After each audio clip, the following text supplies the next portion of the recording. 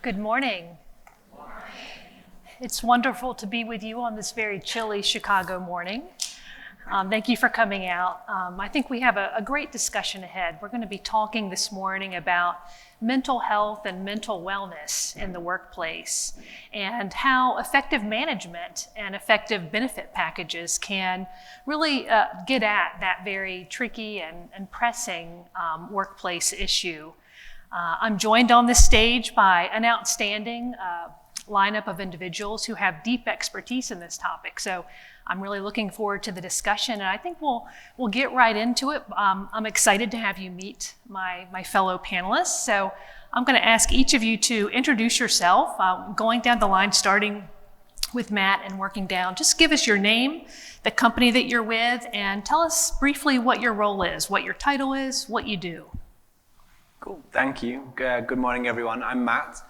I'm representing Unmind. We're a mental health company that help organizations with strategy and organizational considerations when it comes to supporting mental health of your people, including the solutions that they can leverage like virtual therapy, coaching, AI, and EAP. My role, I'm responsible for the Americas region, in spite of my accent. I have born and raised in the UK, but fell in love with and married a Jersey girl, so Jersey is home, and I work out of our New York offices, and I've spent the best part of 2 decades in the HR tech benefits well-being space. Great, thank you. Hi everybody, I'm Britt Barney. I'm here with North Star. We are a financial wellness benefit offering access to dedicated financial advisors and a suite of financial tools to help employees with all of their money and benefits, which we'll talk about, questions. I run our client success team, so I work with our partners all over the globe. I've been in financial wellness for almost 12 years or so. My background's as a financial advisor, and then I switched to the client side about 10 years ago. Hi, Nate Nevas. I'm with Pitney and I lead the team that's responsible for plan design, administration, budgeting, et cetera, for all of our benefits, both in North America and globally. Morning, I'm Gillian, Plummer. I head employee health and wellness for Quest Diagnostics. We are a large employer, 50,000 employees, 40,000 of them are frontline employees. And so my main responsibility is structuring our health and wellness benefits and culture building within our large organization. Hi, I'm Talikia Kitchens. I am the benefits manager for Mary NutriScience. Mary NutriScience is a food and product testing company. I head up the benefits team for North America and also Canada. Welcome. Thank you, each of you. Thanks to each of you for being here. So let's jump right into this big topic. It's no secret that rates of stress and burnout are at all-time highs, and companies are paying more attention to the mental well-being and mental health of their workforces. So I think a good place to start is, what can be done? What are you doing to kind of tackle this big issue? Could you talk briefly about what your company is doing to support mental wellness in the workplace? Nate, would you like to kick us off? Sure. So we actually we started to recognize that mental wellness was not as heavily promoted within our organization a few years ago, actually right before the pandemic started. And we made a concerted effort to promote it much further. And we actually switched our EAP provider. We had an old traditional pick up the phone, call them EAP provider. We switched over to Lyra, which has a very different model. More online, more app-based, a lot more technology and easier for people to access. But we also started a real conversation about mental wellness within the organization. And with the idea was we wanted to, the more you talk about mental wellness, the more you're destigmatizing it. And just having consistent conversations about essentially it's okay not to be okay was really our goal. So just through a series of different internal webinars, workshops, sessions. We started, articles on our internal website. We just started discussing mental wellness, again, with the idea of just destigmatizing it. Very good. Thank you, Nate. Gillian? Yeah, so we are a diagnostics and we're lab testing. We probably run half of your blood work in this room right now. And we have 35,000 patient service centers all across the country. And so What we do internally is, and we also have this product that we sell to employers. It's Blueprint for Wellness, and we offer it to our employees. It's like 100 tests, and we have a health risk assessment. Within that health risk assessment, and actually like 35,000 of our employees take advantage of this offering, which is great.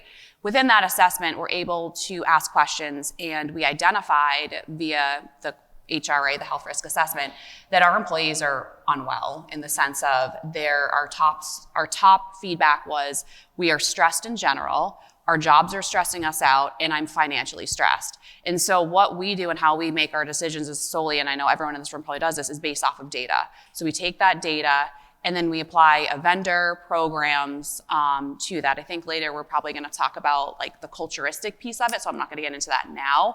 But we did a lot of efforts over the last 18 months to really hone in on that peer-to-peer organizational culturistic piece, because you can get I know there's a lot of vendors here. You can get a vendor, put a vendor in place, that's great. But you have to have your culture adapt to that and adopt that vendor at the same time. So. Yeah, very good. Britt, I see you nodding, jump in. Yeah, well, some of it's resonating, just a little bit. So I work with a lot of employers. We work with employers that have 25 employees. We work with employers that have 25,000 employees. One of the things that I've seen that I know we're gonna touch on is making things culturally acceptable, whether it is referring out to a vendor or doing something internally. But the biggest kind of trend I've seen with wellness is that companies have started realizing that their pillars of wellness are not necessarily pillars, they're more like a stack almost, and they're all related. So your mental wellness impacts your financial wellness, impacts your physical wellness, impacts your productivity at work, and kind of looking at things from a holistic lens instead of saying, okay, what do we need to do to support this one very narrow definition of wellness? It's really about all of these things are interconnected, and that's something that I've seen change over the past couple of years. Mm-hmm. Greater awareness of that. Talikia, tell us about what you're doing at your company. So we actually developed, our first start about wellness was developing, what do we need to do?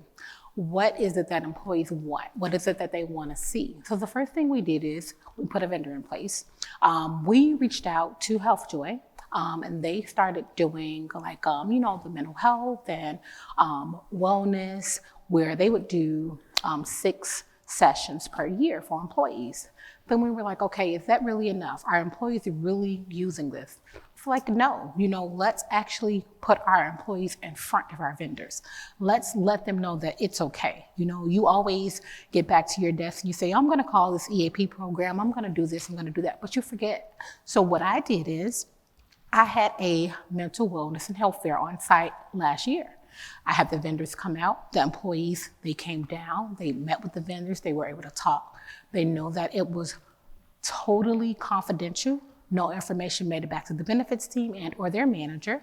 We offered massages and they really enjoyed it. They felt that it was that one-on-one contact, that personal contact. And it also felt like we heard their communication. We heard them say, hey, this is what we need. Since COVID, everyone's like, I don't wanna go in front of anyone anymore, but to have that one-on-one contact, I felt like it was a great thing for our employees. Just make one comment. Sure. And it's so funny. There's so many social media, there's like technology, AI. I think, and as an HR professional, and by the way, my whole career is in marketing, but I found myself in HR, we are marketers. And so we have to market to our employees. And I think sometimes we forget like grassroots 101, like what you said about the health fair and getting it in front of your employees. We do this at Quest where we think that, we need to do these grand AI, big campaigns, but it's really just meeting our employees where they are. Going to the laboratory where we have thousands of employees and doing massages and bringing our vendors there. When there's a crisis that we have, like if an employee commits suicide or if there's something along those lines, we bring our vendors to them and we bring them on site. And so I think that's really a good takeaway, is to always try to go back to grassroots, because I think we forget that a little bit. Yeah. It's a really important point, because I always say to the team, we're not here to do just check the box things. Say, oh yeah, we did this. We can say yes on our objectives for the year. It's about creating a brand and marketing that brand. It's about creating, because the benefits that you're providing are part of the culture of your organization. It's part of the reasons along with compensation, which is of course always a big one, and professional development, all those things. It's all part of the reason why someone wants to work at your organization. And if you're not out there consistently promoting it, marketing it, branding it, then you're not getting your bang for your buck for all the other efforts that you've put into the benefits. 7 times, 7 different ways. Yeah. That's the message. Matt, you bring an interesting perspective. Do you want to add on? Yeah, I'm kind of on the other side of the fence, I guess, from a vendor perspective, and you've heard some great best practices, but picking up on the marketing point, I think there's a semantics challenge within this space. You look at the title of this panel and we've got mental health, we've got wellness, people will use the word well-being internally, but there's so many different ways of saying it. Now, if I was to ask and poll the audience with a show of hands, when I say mental health, how many of you immediately thought about stress, burnout, depression, anxiety? You can be honest. All right, so it's probably 60, it's kind of bright, but like 60, 70%. That's not mental health, that's mental ill health.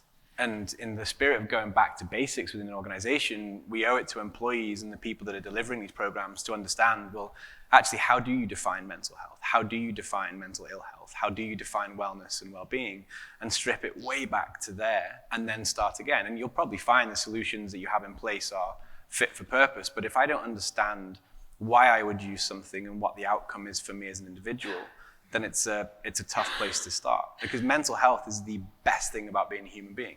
It's how you feel love, it's how you feel joy, it's how you solve complex problems. With positive mental well-being is how you perform your best at work. You can have mental ill health and positive mental well-being and be a high performer within your company.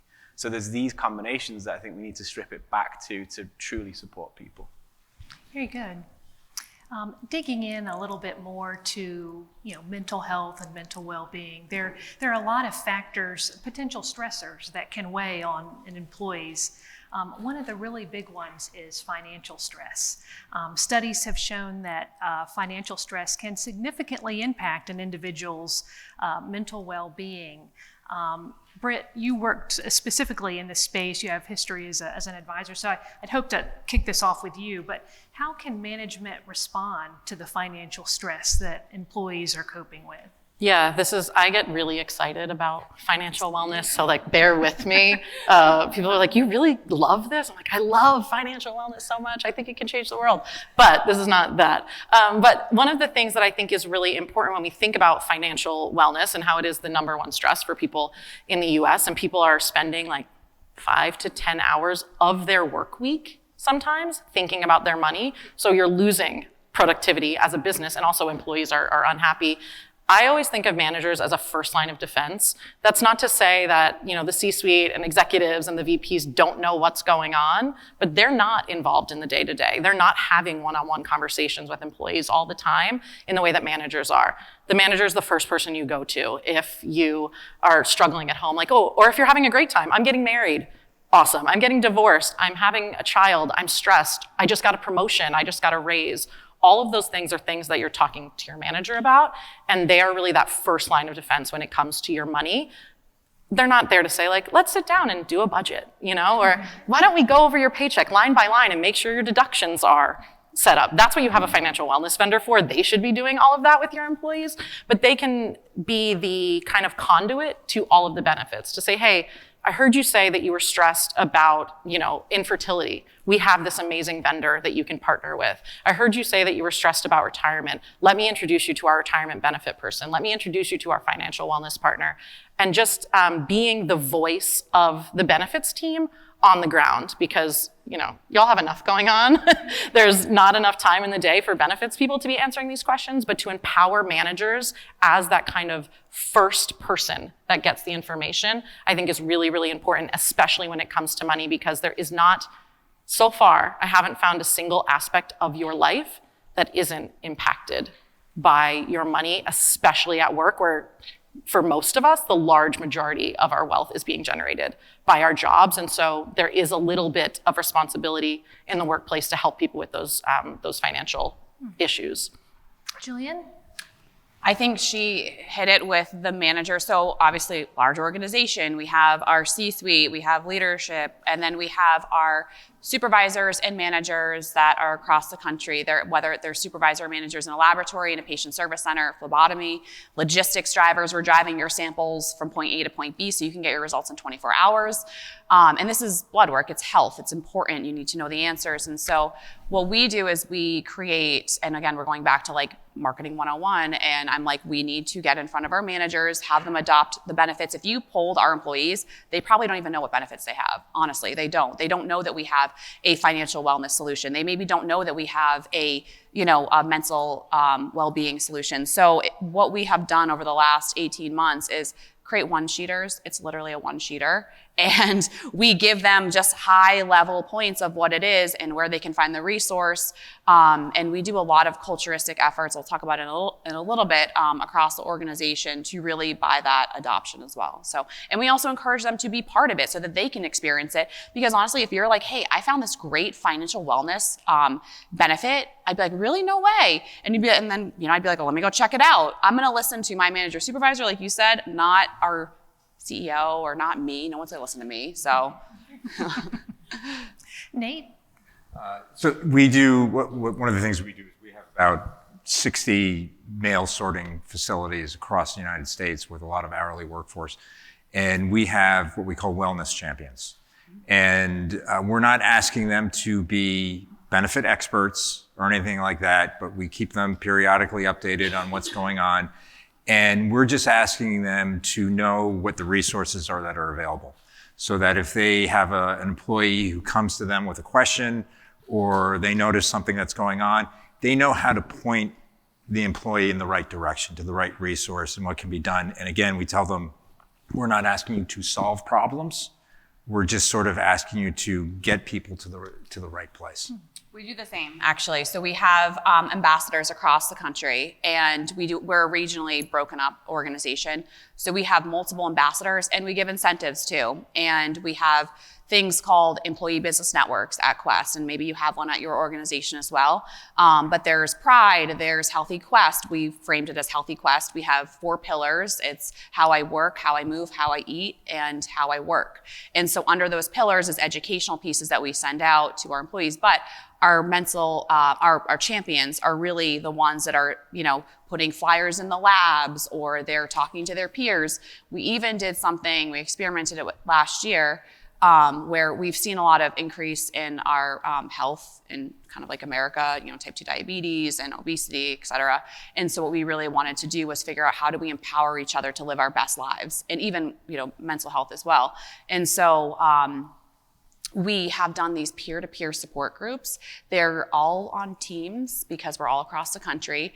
And I have employees that are hourly employees, everyone from, salaried employees, and they're laughing, they're crying, they're talking about their weight loss, their weight gain, their journeys. And I think it's breaking down that, I think someone mentioned earlier, that layer, peeling back the onion a little bit and saying it's okay to not be okay. Like, we're here together. And as Quest is so heavy on PowerPoint presentations and this and that, it's like we're taking that away. We're going for a walk during this meeting. We're clearing our head. I think it's important to go back to a humanistic feel as well and not be so corporate-y at the same time. That's really helped us out, honestly. But you have to work with your culture, and you have to get your leadership to also adopt that approach too, and they are, so. A couple of you have mentioned mental health programs, mental health champions. That's something that we wanted to talk about a little bit. I think, Matt, you have one at your program. Do you have a mental health program? It's one of our clients, actually, and it's an anecdote or an example I always give. Major League Baseball have ERGs, so employee resource groups, and one of those employee resource groups was mental health. So they have things like single parents in baseball, black in baseball, and they had mental health in baseball. And they launched it, I'd say 2021 maybe. And it was successful, it was great. But what they realized is that was in isolation. And actually, in putting it in as an employee resource group, what they were acknowledging is that there are people that identify in certain ways, and they come together in those employee resource groups to raise profile awareness of how they exist within the workplace. But actually, if I'm a single parent, I'm going to experience, or my mental health experience is very different to someone who perhaps isn't a single parent. If I'm white or if I'm black, my mental health, I experience it very, very differently. So what they did is they split up the mental health resource group and recruited champions within each ERG, because then mental health became much more relevant to the individuals in each of those groups, and they were able to represent those groups across the business in a much more effective way. And what we saw from that in terms of results was the spread of the communications, increase in engagement and utilization and attendance to various different events, and then to the degree that they measure the impact of that on how people feel, dramatically improved at a pace that was far quicker than having an isolated mental health resource group. Sorry, I keep interrupting everyone, but really important there.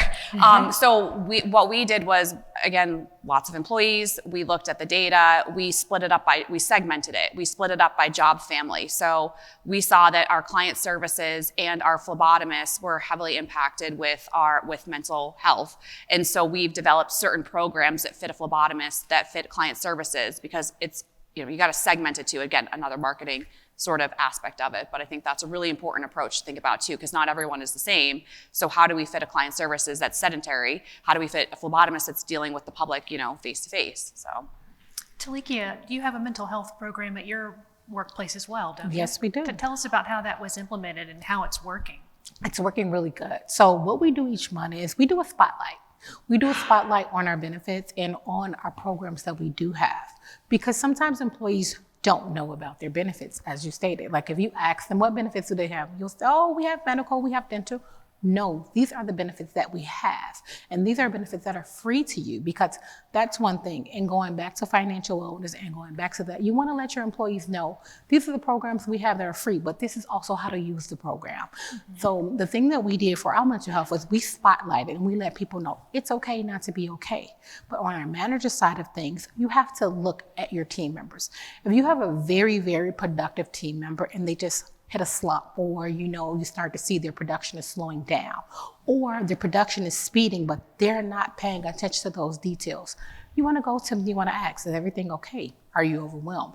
It's okay to be overwhelmed, but you must come to me and say, I'm overwhelmed, this is not working out. But as your manager and as a team member of the benefits, you want to make sure that you know how to guide them through that. And so our mental health program, it's basically, they can reach out to the EAP program, but we also have things in place, vendors in place for when employees worry about things. So we partnered with Hello Heart last year, and it helped employees to take their mind off of the hypertension, to take their mind off the high blood pressure, because mental health is not just about the mental, it's also about the illness or the wellness of you. Like, are you okay with having high blood pressure? Are you okay with, not monitoring the things that you need to? So that's one thing that we do on our employee side. We make sure that our employees know these are the vendors that we partner with to help you when you go to the doctor, to help you, keep track of these things. That's one less thing off of your plate that you don't have to worry about, because we are here to support you with that. So with our Spotlight program, we spotlight each benefit that we have, and we let our employees know it's okay to use this. This is totally confidential. No one will find out. This is for you. Your benefits are for you. And it's to help with your mental. It's to help to ease your mind, to let you know it's okay to use your benefits. That's what they're here for. This takes something off of your plate, so you don't have to worry about the things that you go through. The only thing that you have to worry about is making sure you know how to use it. Some of your comments and hearing you all talk about the mental health champion programs reminds me that mental health is not something that it can't be siloed. It's not the only thing. It's not just one segment. Nate, I know in the past you've spoken about your concept of the 3 pillars of wellness, one of which financial, mental, and physical, I believe. Could you talk a little bit about that and kind of why that approach is so effective? So we look at it as there's 3 pillars, and Britt was touching on this a little bit before. There's physical, financial, and mental wellness. And we take a holistic approach, and they're all interconnected. You can't look at each one separately. One will impact the other, and it'll go around in a circle. And so when it comes to coming up with a benefits package, communicating that, marketing it, branding it, you have to look at it all collectively as one and how they're all interconnected. And I can give one easy example is someone is in a high deductible plan, but they haven't been putting any money aside in their HSA. All of a sudden, something happens with someone in their family and they've got a bill that they've got to pay that's a couple $1,000s. They don't have the money to pay it. Okay, that's a physical wellness situation that's now going to impact someone's financial wellness. Now they're stressed about where's this money going to come from? I got to take it out of emergency savings. Now I don't have emergency savings. How am I going to pay my bills, et cetera?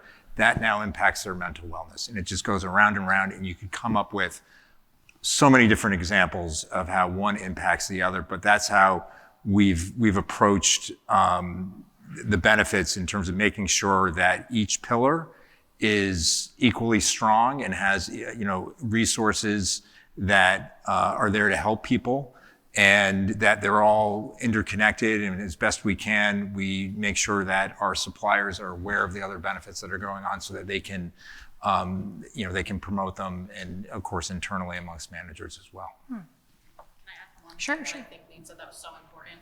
One of the things that I found to be massively impactful is making sure that all of your benefits are aware of all of your other benefits and that they can refer out. So when we talk to an employee, we're talking about their financial wellness, but maybe we're saying, hey, open enrollment is coming up and you're focusing on credit card debt and building an emergency savings. A high deductible health plan is not for you this year. Why don't we look at the other options? Or you mentioned that you're trying to have a baby.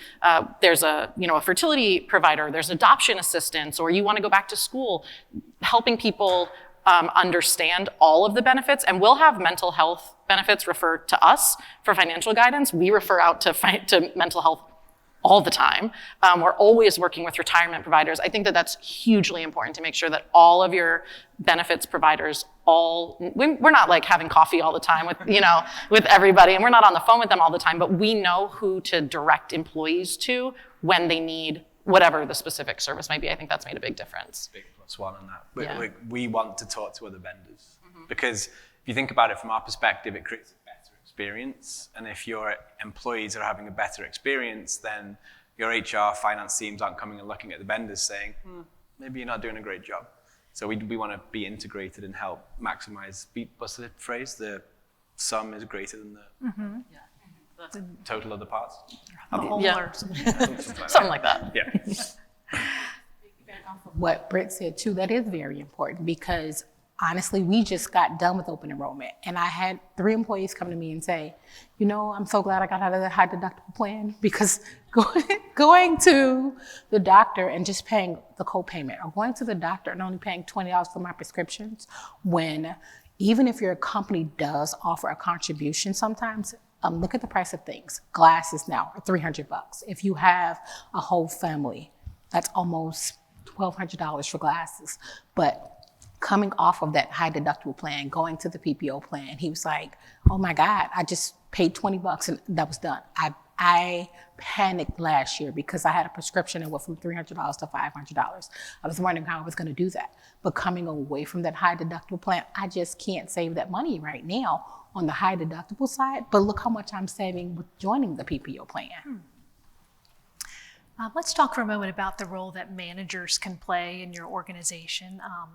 Managers are really on the front lines when it comes to working with employees and supporting their mental well-being. If you were coaching a manager on how best to support their employees and their mental health and well-being, what advice would you give to that manager? Matt, would you like to kick us off? Yeah, I think this is huge. And just to cement the point on the manager, I think the last 5 years has helped the mental health approach within workplaces evolve to a point where we are destigmatizing it, right? We are putting in place multiple vendors to provide the right end user experience. We're creating champions, we're creating pillars, we're creating wonderful individual solutions to support the individual. But if your work environment is crap or your culture is toxic, it's wasted spend. It's not going to work. And I read recently, and you touched on it in terms of talent brand, that I can't remember the book, I'll try and remember it and reference it, but the organization is responsible for creating a talent brand that attracts the right people to your company. They're not responsible for the culture. The culture sits within the individual teams, and the managers are the stewards of that culture. So if the culture within your team is toxic, it doesn't matter if I have Unmind or Lyra or any of these other providers, because I don't want to be there. Gallup showed us that your manager has more of an impact on your mental health than your significant other or your therapist. So the manager is so incredibly important. And I think what we're seeing now is a shift towards how we can better train, equip, empower managers to deliver that kind of culture which empowers people to perform their best within the team. So I'm sorry, I've gone on a bit of a soapbox there, but to your original point around advice, I think take advantage of the trainings that are available as a manager. Yesterday, I got the dreaded email that my GDPR training is up and I need to redo it to make sure I'm in compliance. And I'm sure everybody got a similar email at the point at the beginning of this year. How many of you got, your empathetic leadership course needs doing, and that is mandatory? Your good communication course needs doing, and that is mandatory. Yeah, like it's not mandated, but why not? Like it should be. These are soft skills that you can teach. I think another advice would be the triage. So understand, and all of you have said this, understand what's available and where and when you would use it and for what outcome, so that you can help triage people to it. And then the other thing, it was in the same book, the last piece of advice that I've taken to heart is the power of the check-in. And it was in the context of, there aren't many people in this world that love their job or love what they do. They may say they do, but actually what a manager's role is to help people find the love in what they do. And that can be done through a 15-minute check-in every week where you sit down with someone that you're responsible for and say, what did you love last week? What didn't you like last week? And what's on the agenda this week? And what you're asking them to do is reflect on what did they take from their job, their responsibilities last week that they loved? And you can work with them to find out how do you implement more of that into your work in the coming week. And I think it's moving mental health from being a benefit or just living within a program, and it's integrating it into work. It's not, I work here and then I get these benefits. It's how do I foster positive mental health in the work that I do, not just in the programs on the side. I think also too, you want to empower your manager, supervisors. You want to, spend time with them. We've, again, shifted a lot of our methodology from just delivering programs and these one-sheeters I talked about to our managers, where I literally we have hundreds and hundreds and hundreds of manager supervisors. I talk to every single one. I make a point to have a conversation with them, to just have, just quote unquote, I'm gonna swear, shoot the shit with them. Honestly, just build a rapport. Chat with them, because then you can kind of open it up, and it does take a lot of time, and it takes a lot of my time too. But I think just, again, having a very humanistic approach and seeing what's on their mind. Are they miserable? If they're miserable, that's going to go down to our phlebotomists, to our lab techs. So really kind of getting ahead of it with that manager and supervisor before they can go out to their employees, because you just want to get that buy-in as well. So that's the approach. Again, very time consuming, but again, it's really nice to chat and have a conversation with them. Just listening to what your employees have to say when they come into your office, whether it's a one-on-one or whatever, just listening. Don't take things personally, and just listen to what they have to say. And the other thing too is notice things. We say that, if you pass someone in the hallway and their arm is in a cast, you're going to stop and say, hey, what happened? Mm-hmm. If you notice someone who's usually very jovial, gregarious, etc., for the last couple of weeks, they're just walking around like this, you don't say anything. You kind of steer to the other side, but you have to stop that behavior. And there are ways where you can just say, hey, what's going on? And again, not asking you to solve the problem, but just asking you to steer them to the resource that's available. In a world where we're so tech heavy, like I function on Teams 24/7, I'm sure everyone here does too. I hate it because I just want to pick up the phone and I want to call. So I will call, I will talk. And I think it's like, let's kind of get back to basics a little bit too with that. It means a lot to individuals. Talikia? So actually, you are correct about knowing people and knowing if something's wrong. My team member last week, I had a doctor's appointment. I came in and she's like, are you okay? I'm like, I'm fine. She's like, you're not okay. It's okay, but you're not okay. She knew that, she knows that normally when she walks in the morning, and this is so bad of me, I'm like, hey, we have to do this, we have to do that. But that time I was just like, good morning. And she was like, you're not okay, but it's okay, you'll be okay. So that's a really, really good point, just knowing if someone's not okay. And I know it's hard sometimes, but I'm a hugger, I'm like, do you need a hug? And they're like, yes, I do. It's okay just to ask, how's everything going? Like, let's not even talk about work. Let's walk to Starbucks, or, let's just do something to take that walk away moment, to take that step away. And you realize how many people open up when it comes to that, because, we all sometimes sit in our car and we have this cry moment because we're alone and we're by ourselves. But sometimes we need that person, even if it's not asking or telling what's going on. It's just, you listened to me, you helped me. You were there in that moment where I was just feeling down, or maybe I didn't meet my goals last year, or, maybe it was something at home. Maybe I was running late, maybe I almost got in a car accident, but you talked to me. You noticed that something wasn't going on. People like that, especially with your employees. You want to make sure that you're just not here for work. You are being personable with the people on your team. You're a manager, so you have to know that we have to be stern, but it's okay to be like, are you okay? Do you need to go home? It's okay, Yeah. Too, because like at Quest, I've been there for 7 years. If you had asked me 7 years ago if we focus on our well-being, no. We did not. And so we've done a lot of things over the last couple of years to focus on that. And one thing, this is very basic, but I have made a point across the organization to literally open up every single meeting with stretching. 3 minutes of stretching, that's all. It could be a minute, I don't really care, just stretch. Get up and stretch, even in the labs. We have our lab managers doing little shuffles, stretches. I was at a leadership meeting last week. I made all the executives get up and stretch during our meetings. It is just like, let's do it right now, ankle rolls. Just ankle roll it out. Literally just move, get the blood flowing. And that is just so basic, but that is creating a culture of wellness in our organization. So it's what we're starting to do.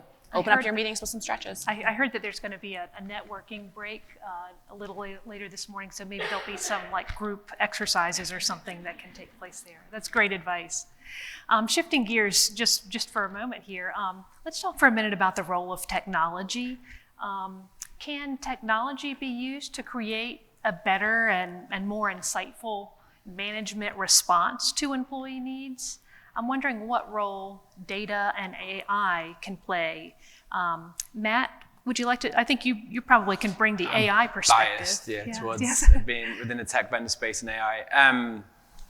I think when you hear the term AI, some of you will wince, some of you will cheer, some of you will say, I'm on the fence. I think when it comes to mental health, when it comes to supporting managers or employees with AI, it needs to be a very sensible, thoughtful, ethical approach to integrating it into any programs. And I think where the industry or the space is with that journey right now in supporting is how it can supplement the human element and the human support of mental health. And it's on the fact of kind of triage that we've talked about before and understanding what you have. AI has the power to democratize access to the same high quality content, mental health resources that are available for everybody, no matter where you are. And they can be delivered to a clinical standard that somebody who is a highly trained clinician can, and it would never vary from that. Now, I'm not saying everyone's going to go through and have AI coaches that are going to run our lives. I mean, there is a world where that might be the case in 10, 15 years, but right now on a manager basis, there are many different challenges that come up throughout the day. And we could go through trainings, right? And that training could be 3 days out of the office where we talk about how do we help people return from extended periods of leave, whether it's maternity, bereavement, whatever it may be. But when that happens and you are faced with a meeting that's coming up with an employee, you're not going to think back and think, oh, hour 3 of day 2 taught me about this. This is how I need to be. To have something that can be quickly pulled up, like a Chat GPT, right? That says, I am about to meet with this employee. This is what they've been through.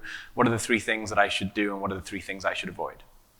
Now, I wouldn't use ChatGPT for that because it's not been trained and it's not got the clinical or ethical guardrails around it, but I would use something that has been trained by clinical psychologists within that space to be a manager coach. And I think that's the direction of travel. And what that does is it democratizes access for every manager to get the same high quality. And it's just one example, but it needs to be done thoughtfully, ethically, with the right guardrails around it. Very good. We are starting to run short on time, so I'm going to move on to another question that I think we also want to get to today, and that's point solutions. Let's talk about point solutions for a moment. How can they be successfully integrated into a benefits package? And what's the best way of keeping engagement levels with these solutions high? Gillian, would you like to take this? Engagement, I literally cannot with that word because vendors are like, your engagement's so high, it's 51%, but is it really 51%? I don't know, let's look at it. So we do have quite a few point solutions. We also do a very extensive job on understanding what engagement means. Is that one phone call? Is that one coaching session? Is that one, click to a virtual coach? What does that mean? And I think that's really important, maybe as a vendor, to really understand what you're defining as engagement to the employer, because if you get someone like me in the room, I'm going to grill you a lot and understand if my employees are actually using this benefit. We're all talking about having, these great point solutions, but are they actually being utilized? What is the percentage of engagement? We use a lifestyle program right now. It's a very large organization. Everyone probably knows it. And it's for weight loss. And our employees were so excited. We had 63% engagement, literally like logging stuff every 3 times a week. That's how we defined it. And then as the weeks went on, they kept saying engagement's still 63%. Took the raw data, did it myself with my data team, and come to find out it was actually way low. So I think you just have to figure out how to keep that engagement high, and it's not just an email, it's other methods. So that's really big from an employer perspective and what I look at with programs. So very good. Sure. One of the things that we've found from a point solution perspective, and not just North Star, but all of the other benefits that we work with across all of our clients, is that what you're offering has to be broadly applicable and also extremely customizable to keep engagement up. So if I call in and I'm in my early stage of my career, I want to have a different experience than if I'm approaching retirement or whatever it might be. And so that's something that we've found the most successful programs that our clients are running, where they actually do have legitimate engagement, not fluff engagement, are the ones where every employee can take advantage of it. And I'm not saying you shouldn't have, fertility or menopause or things that are less broadly applicable, but for a lot of the big benefits, the things that are most successful are the things where everyone can call in and get their own version of whatever that experience should be. We just segmented for mental health, particularly with our job families, and how we're approaching our logistics drivers is absolutely completely different than how we're approaching other. And I think that is also super important too, depending on what line of work you're in. Yeah, that the benefit meets the employee where they are. Yep. Absolutely. Before I interrupt for a minute, I think know what you're trying to achieve, and put those success measures in place. And if you truly do that, then engagement will be one leading indicator. It's actually, if it's 53%. Well, what's happening that is a positive outcome for my business and my people within that? Because if you don't measure something, you can't improve it. That's the case across anything in life. So I think knowing what you're using it for is key. Yeah, exactly. Very good. Well, we have less than a minute left, so I think we're going to have to leave it there. But I just wanted to thank each of you, Matt, Britt, Nate, Gillian, and Talikia. This has been a fascinating discussion. I've really enjoyed it, learned a lot. I'm going to start taking some walks with my employees and stuff like that. So. It's really important. It may seem silly, but there's many chair exercises you can do out there. Yes, and we're definitely going to recommend to the organizers to plan some exercises out. And also, standing up at a standing desk doesn't really do much. You might want to take some steps in place, just FYI.